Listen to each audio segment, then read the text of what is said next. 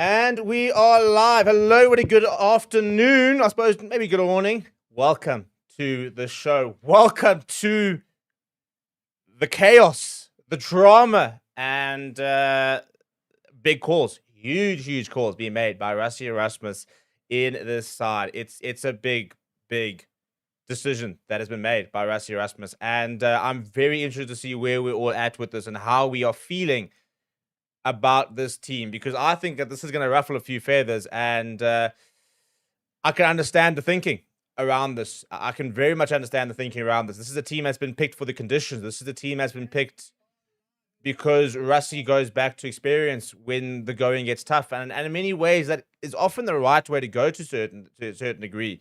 You need players who have been there, done that, in experienced, the difficulties and being able to cope with that kind of pressure. But at the same time, some people might look at this and say, well, are we kind of basically rewarding the team that didn't get the job done? Have we brought in enough changes that are going to make a palatable difference? Because we haven't made that many changes that aren't injury enforced. The two big ones that aren't injury enforced are Zach Paul, Fernandrik Vessels, Cobus Visa. I got to feel sorry for the lad. But largely we have stuck with our guns, and the changes we've made are injury enforced. Colby is an injury enforced change, as well as Grant Williams, an injury-enforced change. So I think we are going to... I think it's going to be an interesting reaction to see kind of where we're at. So welcome to the show. The team is on the screen over there. I need you guys to answer a very, very easy question. Do you like the team? Very simple. Do you like the team? Yes, no, maybe situation. And if you don't like the team, now come on, don't be like that. If you don't like the team, why don't you like the team? Why don't you like the team? What are we thinking there? What are we thinking there? And it's going to be interesting to see what the reaction is going to be from the All Blacks, inverted commas, to see that. So let's talk about the team itself. So in terms of 1 through to 15, the only change in the pack. Oh, by the way, I need to, unfortunately. Thanks, Rassie. Our system doesn't really allow for us to be able to show a brackets. So Siya Kolisi, by the way, is bracketed. He is bracketed for Paul de Villiers to come in if Siya Kolisi doesn't get through training this week. Now, that's already going to be a bit of a red flag, I think, to be honest. And maybe rightly so, to a certain degree, in terms of how are we picking someone who we're not sure of whether they're fit or not? Is that responsible? Is that the right way to do things? And I don't think it really is. I think that people will be quite rightly upset by it. And but at the same time, I also think that if there was a player worth that risk, it's Siya Kolisi, because I felt we really missed out on his captaincy last weekend. Peter Steph Toy will retain the captaincy, and in his 100th game, should Siya Kolisi not get through training, we need him to get through training. We really need him to get through training. If there's one person who I think, not necessarily going to be the difference between winning and losing, but I think somebody who we desperately need this weekend, it is Siya Kolisi on the field. And that's not a gripe against Paul de Villiers, who I thought was one of the few really positive players last weekend. But I think that from a leadership point of view, when the going gets tough, you need people who are going to stand up and be able to rally the troops, in inverted commas. And I think Sia is one of them. I think Andre is one of them. And I think that's what they've gone with. So if we look at it, it's same tight five. So we're expecting a similar scrum dominance. More or less the same loose trio, except if Siya Kolisi or Paul de Villiers. I mean, that's our strongest scrummaging pack. It's our most physical probably pack that I think we can probably put out at the moment, although some people are saying that maybe Cobus Visa could do a job ahead of Eben. The big changes come at 9, 10, 11. So no Grant Williams, and Nigel is keeping him out. Cobus Reinach starts. I'm not entirely sure Grant Williams was going to start anyway. However, Morne van den Berg comes onto the bench, which I think is quite interesting. My gut says I think that Grant Williams would have been on the bench, would he have been fit. Andre Pollard comes in for Sasha, which I don't think it's the worst move. I'm frustrated the lack of Marlon Liebach. However, look at the weather. That is what I think we need to be very, very aware of. The weather on Friday and on Saturday is rain. There's a 55% chance of rain and windy. So this might not be our most exciting, expansive, let's run them off their feet type of team, but we are expecting rain from 1-2 o'clock onwards in Cape Town. And I think this team has been picked exactly for that. If you were to sit there and say, give me a team that can cope with wet weather if things get a bit tight and you need to outmuscle an opposition, this is that team. So, and I think it's right doing that. You've got to resist. I think we can play very open, expansive rugby. I think we maybe should have tried it a bit more over the weekend, and I was frustrated at the lack of inhibition at times.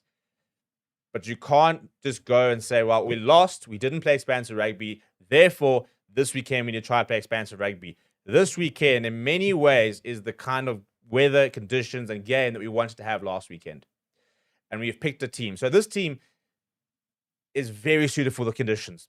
We need, and Ethan Hooker coming in for Chase and Colby, that in itself is a big difference. I mean, we're going to massively miss Chase and Colby. I mean, I think if Chase was fit, he'd be the number 14 jersey. I personally think that Ethan Hooker would have still started because we're going to go to the boot, as the All Blacks did this past weekend, and we're going to need to scrum well. That is what the conditions are going to dictate at the end of the day. And we are now backs up against the walls, isn't it? So we've got to win this game. We have to win this game. Whether it's about 1 point, 2 points, we've got to win this game. And we therefore have picked a team that we believe can do that. And I mean, Real Baker Man is having an absolute panic attack in the comments, saying one-dimensional Pollard is back. But in many ways, this is exactly what we need if the weather's going to be like that on Saturday. We can sit there rolling our eyes about the kicking game and the likes of it. And I mean, somebody said, and they were so wrong. I saw a comment on one of the live streams and they said, we don't know what to do, so we're just kick and hope. We don't actually kick and hope. Statistically, the Springboks win more possession back from kicking than any other team in the world by quite a long way. So it's not we're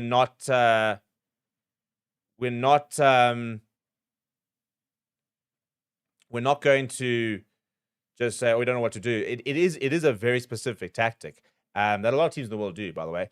But you've got to feel for Manie Libbok. You've got to feel that still feels our best number 10. And I really, if we don't see him at the FNB Stadium, I'm going to be really, really, really upset. Because I felt that I think he should have started this past weekend. And I think we put him on too late. And I still think that Libbok is a player who if we want to try and score points, for example, and stuff, and I really reject the idea that he can't cope with the pressure. I firmly do reject the idea that he can't cope with the pressure. I think it's absolute nonsense. He made his World Cup debut against Scotland at the time, one of our most difficult games, got man of the match and was phenomenal. He can play in the big games.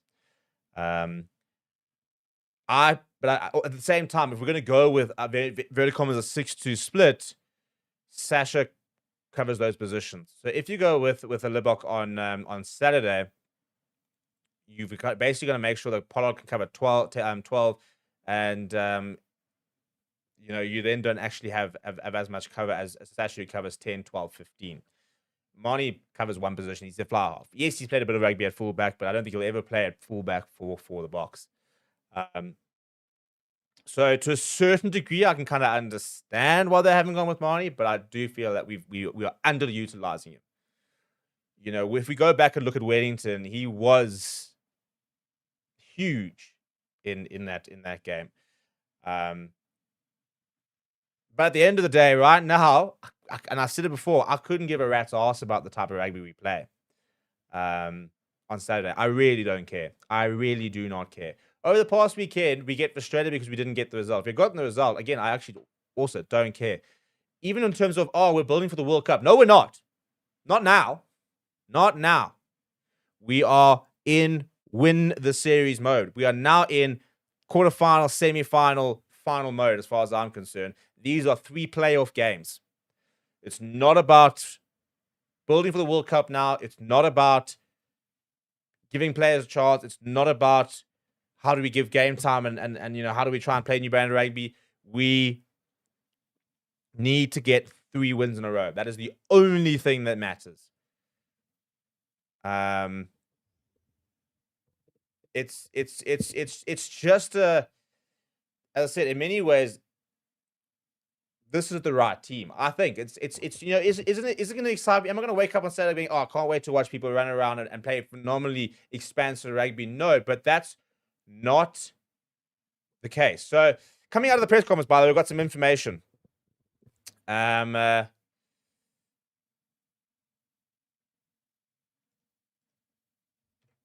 Interestingly, so Kane Moody is injured. Ben Jason Dixon might have a concussion, so that's also a part. And confused as to what they're talking about there in terms of Cheslin potentially being out there. So so information coming out of the presser. Yeah, Cheslin's ankle and so yeah, if Sia is fit, confirmed by the way, this is what I wanted to try and get to. If Sia is fit, Paul de Villiers will not go onto the bench. So it's Paul de Villiers starts or Sia Khaleesi starts. There's no change over that. There's no, if Sia is fit, Paul drops down to the bench. So Paul is either starting or he's not starting. That's the thing. But here we go. If Cheslin recovers in time, he might play. And you sit there wondering, why are we announcing it now? Why are we announcing a team? I suppose this is probably more mind games, isn't it? This is now the mind games. We're announcing a team on Monday where we actually don't even know what players are fit, which is quite frustrating in many ways. And I mean, we're never going to doubt Rassie, but it is quite frustrating that we could wait a day, wait 2 days.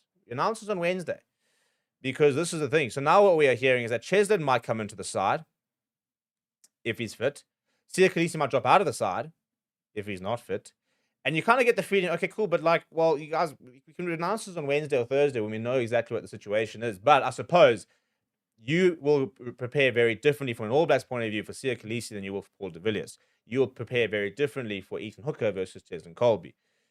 And I think that's probably what we are throwing out there. I mean, Ben Jason Dixon having concussion, Kanan being injured, not ideal by all means. But that is the news out of the camp. Rusty's also said, by the way, that the scoreboard doesn't reflect the game. The ref didn't do anything wrong. And he said at the end of the day, the All Blacks took us to places that we couldn't handle. And he said we allowed them to run away with it because we made too many mistakes and didn't convert. Cheslin's currently working with an ankle and a hamstring injury. And Rusty said the balance on the past weekend wasn't right. And he said that's on him. So he's taking the responsibility, but yeah, I think it's going to be, I mean, at the end of the day, this is cock on your block, isn't it? This is us doubling down and saying we're sticking to what we think is going to work. If it does work, we all say, all hail ye, lacquer, we move on. If this doesn't work, there's going to be huge pressure on the coaching staff. Not that I'm saying that we're going to see sackings the likes that no one's going to sack Rusty ahead of the World Cup. But if we lose this weekend and therefore cannot win the series, and I'll tell you what, to come from 2-0 down to even level the series would be very difficult. There is going to be chaos, absolute chaos. Because this game on Saturday was there for us to take. We let it slip. We're now doubling down with a very similar team and saying, right, well, here we go. Here we go. On a different note, people, we are building up towards the weekend. And if we get enough super chats this week, we are going to give 2 more tickets away to the FNB test. So we did that last week, by the way. And a big shout out to everyone who contributed and helped us get people to the test itself, which was very, very cool. The guys who were there even says the first time they've ever been to a game. So, I mean, how cool was that? That we got we got guys to our first ever test match.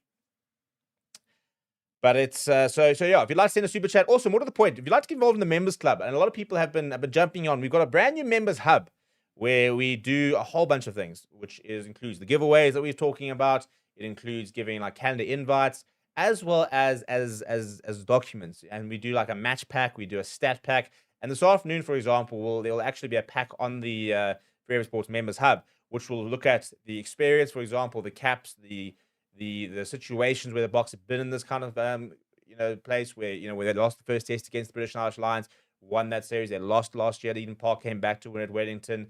They've lost 2 World Cup games early on in this tournament, got on to win the tournament. So there's a lot of sort of recurring themes that Rassie said that when our backs against the wall, we respond. And maybe we can respond. But don't you also sort of feel surely we can't keep on doing it? We can't just keep putting ourselves into the trenches to try and get back up and have a go. But that's what we're trying to do at the end of the day. And it is a gamble. There's no doubt. The playing team selection is a gamble. And I think the big thing for me is I do like the bench a bit more. I do think that seeing Thomas du Toit there is a huge boost. We saw that there's a drop off from scrummaging point of view. Gerard Stennekam's always been a good scrummager, so I don't mind him keeping his place, even though I don't think he really managed to kick on. But I think that Thomas du Toit will anchor that scrum, and I think hopefully we'll be able to continue that kind of dominance. I do worry about Deon Fourie being a very lightweight hooker option, but again, I don't think he'll come on at hooker. I think Malcolm will go the full 80 here. And I think what we're looking at now is when it comes to the changes, is getting Eben off and putting Lewitt on, getting Wilco and Ox off and putting Thomas and Gerard on, then probably bringing a Sia off or a Paul de Villiers off and putting a Deon Fourie there, and probably taking off either a Jasper or an Andre and putting putting on Andre Esterhuizen and Cameron Hanekom. We'll probably actually put all 3. So I think actually Malcolm Marx and Ruan Nokia will probably go the distance this weekend. Or else what they'll do is they bring off Ruan Nokia and Eben Etzebeth, shift PSF the toy to 5 lock. You shift Lewitt Diago to 4 lock, and then you have a loose share of Deon Fourie, Cameron Hanekom, and Andre Esterhuizen. That's where I think we could potentially see them moving that around. Because I think that if we had Deon Fourie coming on at hooker, it's quite a lightweight hooker in terms of trying to get that. And that's what I mentioned now. I just did the announcement video. But we've just been at Ellis Park and had a chat to Julian Reddinghays, who is the scrum coach of the Lions. And I think the heir to be of Don Human's reign. I think he's a brilliant scrum coach. If you look at the Lions, lots of props with not big names and big profiles that are putting in big shifts. He's been one of that. And what he basically spoke about was the fact that he reckons the big change that came on for the All Blacks is obviously George Bauer had a good thing, but he said he reckons the biggest change to the All Blacks scrum in that second half was when Asafa Amour came on. And he's a unit, and he said he's a very good scrummaging hooker. And you often get players, you get players out there who are good scrummaging hookers, and I think like a Ronan Keller here, very good scrummaging hooker. And then you get sort of players who are a bit more kind of mobile around the park. Now, Malcolm Marx, we're very lucky, and that's what makes him one of the best in the world. He's both. He is a he's a scrummaging hooker. He's brilliant around the park. Lineouts in the last couple of years have actually been quite good from him. I think it was 2024 or 2022. One of the years where he basically had the best line percentage in the world. So it's something he's really worked on. We did see a couple of dodgy ones this past weekend. Need to sort that out over there. MZ Trader says, we love Springboks and Russian coaching staff. Win or lose, to me, it sounds like FS Red Sports is All Black supporter. That might be the dumbest comment we've ever had on this channel. And we've been going for a long time. Like, we're probably one of the oldest channels in the game. So to that kind of comment, and I never like to attack people who do comment, because shout out to you guys for getting involved. But that was not your... that was not your finest moment. Thought we might see you here. Distract the Sports saying, mate, your live is my guilty pleasure. I synced up a replay with your watch along today. It was great. Happy 30, by the way. Sorry for those out. Why don't you have super chats enabled? We should have super chats enabled. It's a bit worrying if we don't.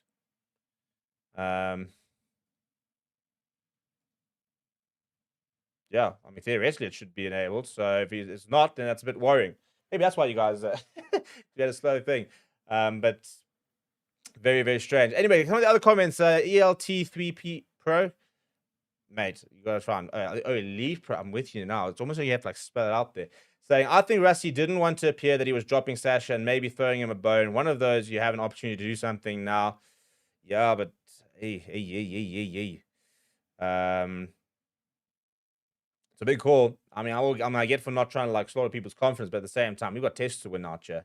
Mega says, "Holy moly, guys! This is a revert to type team. This is not good for Block Rugby. You guys look desperate for the win here, but going into a shell.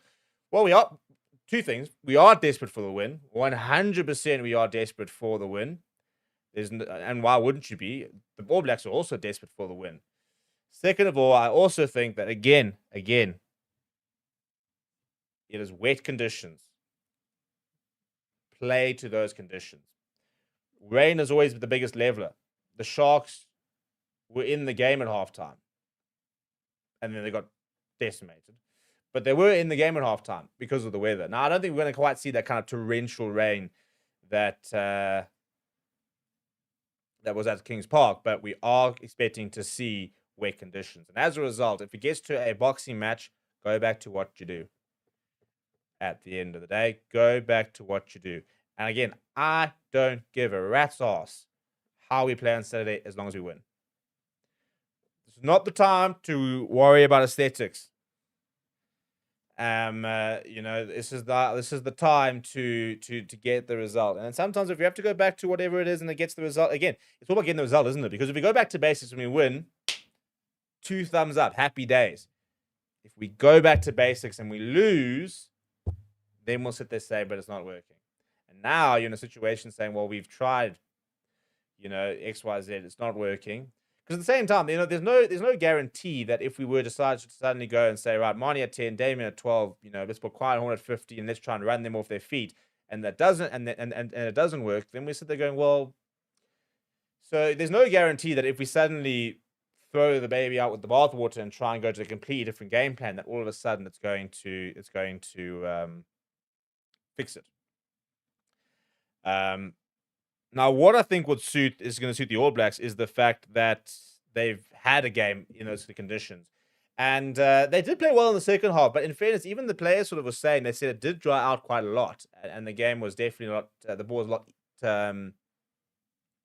better and less slippery in the second half, which when the All Blacks lifted up. The All Blacks are always going to be better in the rain because it rains more over there. If you play for the Lions, you don't play in rain conditions until you go down to Cape Town. Maybe 1 or 2 games a year. But you know what? If the All Blacks want to throw the ball around the rain, let them. Also, let's not try and pretend the All Blacks did throw around the ball that much this past weekend. We are very revisionist. We come in with a preconceived idea of exactly what's going to happen, and we actually don't watch what's in front of us. And Rassie said himself, he said, we were surprised by what the All Blacks did. He was surprised by how they defended in terms of the strip tackle versus going for the cutter. And the All Blacks kicked more than us.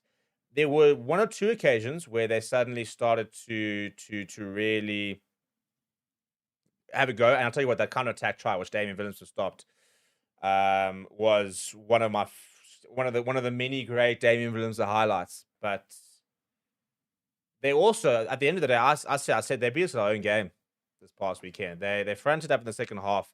I mean, look at the Luke Jacobson try. That wasn't this massive expansive rugby. It was him off the back of a scrum, off I go. Second phase base. I think it was actually, second phase. And he burst through PSF's toy and scored. So in many ways, we had this idea that All Blacks were going to play every single time they were going to run the ball. They certainly ran it more than we did, but let's not pretend that it was the kind of game that we saw against like a France, where they just did run absolutely everything. Well, massive shout out to Distracted Sports. Massive thanks shout out for that, saying, hey, birthday, bro, and thanks for the stellar content. PS, we love the rain, especially the Hurricane lads. The wetter, the better is what our boys grew up in. That's what I mentioned, that the All Blacks, they'll enjoy the rain because it rains over there. But big shout out to Distracted Sports, fellow content creator. If you guys haven't go and check out Distracted Sports, as well as the 2 Cents Get Distracted podcast over there with 2 Cents Rugby. Always cool to see our fellow YouTubers in and around here. Hopefully, we're going to see a 2 Cents Gets Distracted with Forever Sports soon. Let's, at the very least, at this return tour, because we've got to get over to New Zealand. We haven't done it yet. We've marked going over to Australia next year. We obviously did France. We need to get to New Zealand, find out what's cooking that side, and find out what's going on the ground over there. LP says, sorry to say we will lose again. Imagine something happened to Andre, then we'll have that useless back on the field. Fun fact, by the way, Fun fact. Are you guys ready for this fact? Because poor Sasha, and I wouldn't say I piled onto it, I just said it's a learning curve, but everyone's jumped on the back of saying Sasha Famagomazulu is not good enough. Did you know Saturday was the first time the Springboks have lost when Sasha has started in the number 10 jersey? How's that for a little factoid for you for the day? The first time ever we have lost when he started at 10. And this is a guy who, by the way, has played already 22 matches for the Boks. So he has only lost 3 times, and 2 of those 3 he didn't start 10. So if we then look at the other times where he has started, he has won those games. So it's an interesting situation because he is getting taken apart at the moment, very unfairly, I think, to the degree. He didn't have his best game. However, if we go and look at it when he has started at 10, we beat Japan with him at 10. We beat France with him at 10. We beat Ireland with him at 10. We beat Wales with him at 10. We've beaten the All Blacks with him at 10 before as well. If we go back to when he came through, he beat Australia at 10. He beat times 2. He then beat New Zealand at 10, came off the bench in the number 22 jersey. So before everyone has this complete meltdown about Sasha,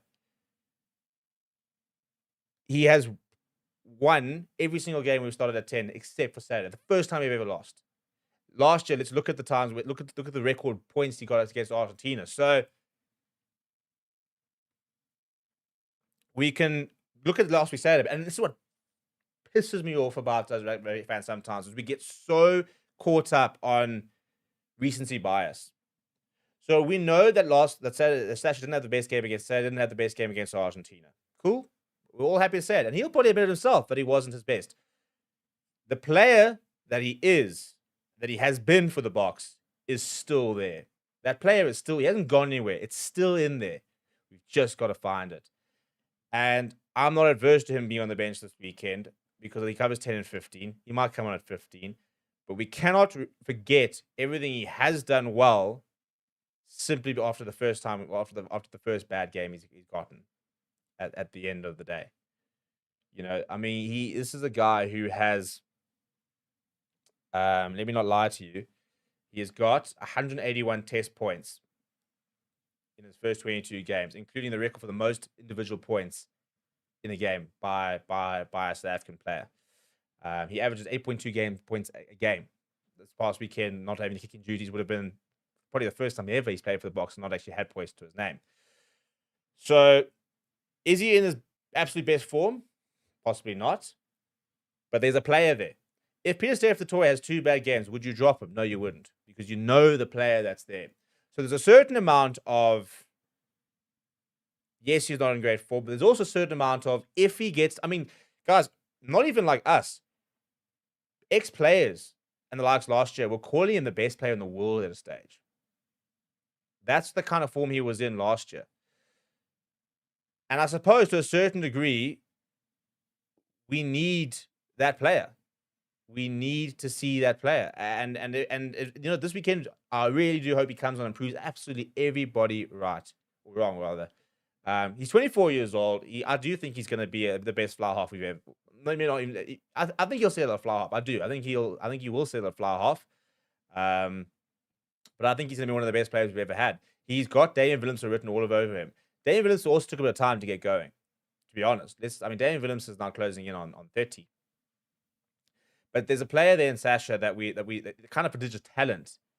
You know, he's up there in the top 2, 3, 4 best, most talented, I think, most in terms of natural talented players over there. And it's funny how everyone's like, well, Ruben Love is just leaps ahead and Ruben Love is the future. And Ruben Love is doing now what Sasha did a year ago. It's almost identical. And I think Ruben Love's a phenomenal player. I think he's a really, really good player. Ruben Love's only got 8 tests to his name. This past weekend was his 4th. Was his 4th test this year. So, you know, we can go and sit there and say, oh, Ruben Love's miles ahead. Ruben Love has been a bit part player up until this year. So, and he's playing really well. But now, if Ruben Love in a year's time has 2 bad games, would you completely disregard him? Because that's what we'd be doing if we say we're gonna move away from Sasha. We would be disregarding him. We'd be just completely throwing him out after he had arguably one of the best seasons. I mean, he got Breakthrough Player of the Year for crying out loud a couple of years ago. Well, he's up there. Should have got Breakthrough Player of the Year. Last year, I think he was brilliant. So I can go with the he's not playing his best rugby, but at the same degree, I can understand sending him back out because there is a player there that we just have to find. And I really hope we see it this weekend. This guy says, but then do you pick him because he has one previous game, or do you pick him because of his current form? Well, again, I mean, I'll call a spade a spade. Andre Pollard, I think in the May, June, especially for the Bulls, I thought was playing some of the worst rugby I've seen him play. Andre Pollard looked a lot better against Argentina when he came on. Added a bit of stability. I also thought against Scotland in the first half, he looked a bit nowhere. In the second half, he looked much better. So let's not try and pretend that we're throwing Sasha out because he doesn't have the form, because we just have so many informed fly halves. I am frustrated we didn't see more of Marnie last week, because I think that he is our best number 10. Right now, I think he is about our best number 10. But we also can't just assume that everybody else. I mean, if Pollard starts on Saturday and has a bad game, then what?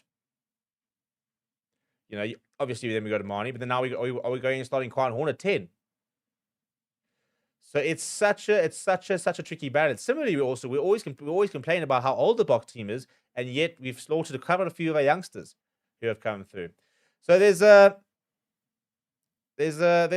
whole, so many layers, and this is the thing. This is why these live streams could go on forever, because there's so many layers into selection. I think Pollard's biggest asset this weekend is not even necessarily going to be his up and unders, because I think we'll kick off Marnie. I mean, kick off Kobus as much as we can kick off Pollard. Where we're going to get Pollard this weekend is the calmness and the leadership point of view, which I think we sorely missed over the last weekend. And I think especially if Sia doesn't play, having Deon Fourie coming on, having Andre Pollard in the mix, having Loic Diaga, I feel desperately sorry for Kobus Wiese, because I think that he's been hard done by. But what we've got off the bench is Deon Fourie leadership, Thomas du Toit leadership, Loic Diaga leadership. Those are players who have been there, done that, been around the block, can bring a bit of calmness about it when the going gets tough. I think that was a big problem in last, and that's what Rusty basically said. He says in terms of the balance, he said they didn't really have players last weekend to come on besides Kobus and Marnie, and I thought Kobus came on and wasn't particularly good, that could really calm things down and bring a level of experience and calmness, and this is where we're at, that we needed. And I think we fixed that this weekend by loading those three players in particular. Deon Fourie, Thomas du Toit, Loic Diaga. Those three players in particular will bring a calmness on in the second half. They are all leaders. They've all captained at various different levels. Deon Fourie's been an on-field captain for the Boks. Loic Diaga's captained the Boks. Thomas du Toit's captain for lots of his domestic sides. And I think that is a massive hole we had this past weekend that we are going to fill. It's easy to sit there saying, but play the youngsters. We could very easily go and play Jan Vessels at 16. We could have Carlos Sardi, not that he's that young, at 18. Or Zach Porthen. We could go with, or we can go Jan Grobler at 16 and Jan Vessels. We can go Kobus Wiese at 4. We can go Albert Lowe and Cameron Hanekom. And we can go with Morne van den Berg. And we can go with Sasha. Cool. Young, new players, energetic players. But if things are getting tough, have they been there? And I'm not saying they can't do it, but have they been there? Can they calm things down? Can they take a big breath and say, but it's fine, stick to the processes. And that's where having somebody with 87 caps in Andre Pollard at 10 is going to be a big difference. I mean, by bringing Pollard and Sia in, you've gone from Sasha with 21 caps and Paul with what, four caps? 25 caps. So instead of having 25 caps, you've gone up to now 191 caps. And this whole idea of old is disregard the old. Please go and watch Dwayne Vermeulen in the World Cup final a couple of years ago. Please tell me how that went and how he played. Go and let me know how he played in that game. Please go and check the World Player of the Years in the last decade and go and see what their average age is.